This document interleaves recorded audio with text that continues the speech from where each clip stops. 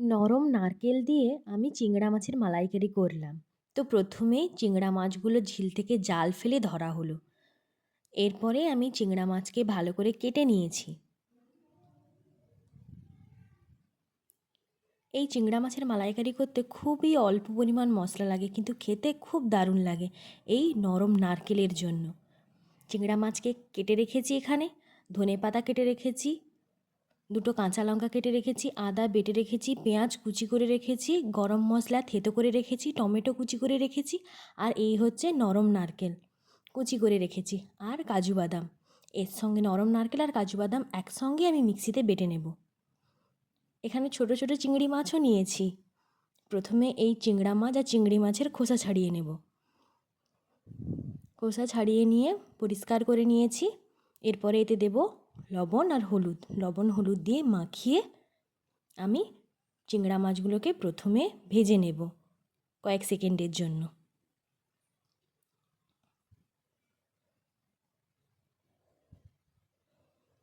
কাজু বাদাম আর নারকেল বেটে রেখেছি মিক্সিতে। চিংড়া মাছগুলো এক এক করে ভেজে নেব সর্ষের তেলে।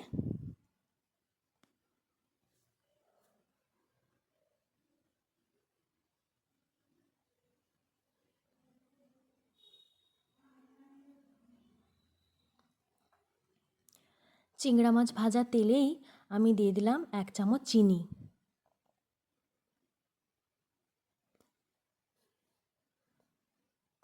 এরপরে দিলাম পেঁয়াজ কুচি। পেঁয়াজ কুচি দিয়ে ভাজতে থাকবো। পেঁয়াজের কালার যখন চেঞ্জ হয়ে যাবে তখন আমি দিয়ে দিলাম আদা বাটা, আর দিয়ে দিলাম টমেটো কুচি, দিয়ে ভাজতে থাকবো। এরপর আমি দিয়ে দিলাম ধনেপাতা। ধনেপাতাটা আমি মশলা কষানোর সময় অ্যাড করলাম। এরপরে গুঁড়ো মশলা দেব, হলুদ গুঁড়ো, লঙ্কা গুঁড়ো, পরিমাণ মতো লবণ, আর দিলাম ধনে গুঁড়ো।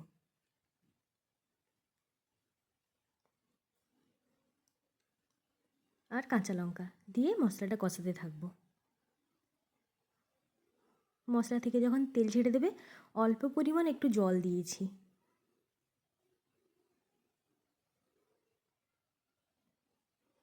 এরপর ভেজে রাখা চিংড়া মাছ ও অল্প কয়েকটা চিংড়ি মাছ ছিল সেটাও দিয়ে দিলাম।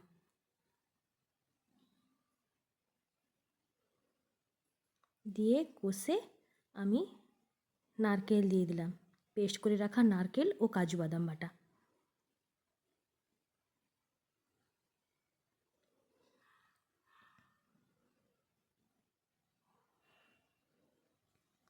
এখানে আমি আর অন্য কোনো জল দিইনি।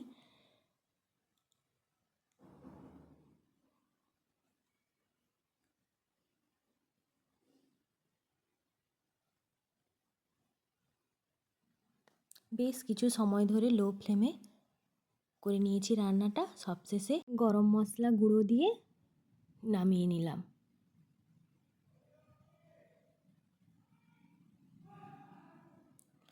হয়ে গেল চিংড়ার মালাইকারি।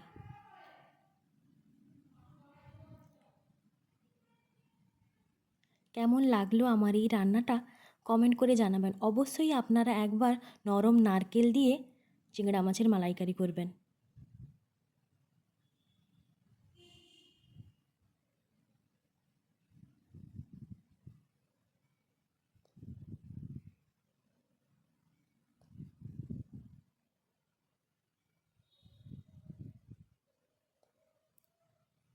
ফলো অ্যান্ড সাবস্ক্রাইব করে দিয়ে আমার পাশে থাকবেন। এখনকার জন্য টাটা। দেখা হচ্ছে পরবর্তী কোনো রান্নার রেসিপি নিয়ে।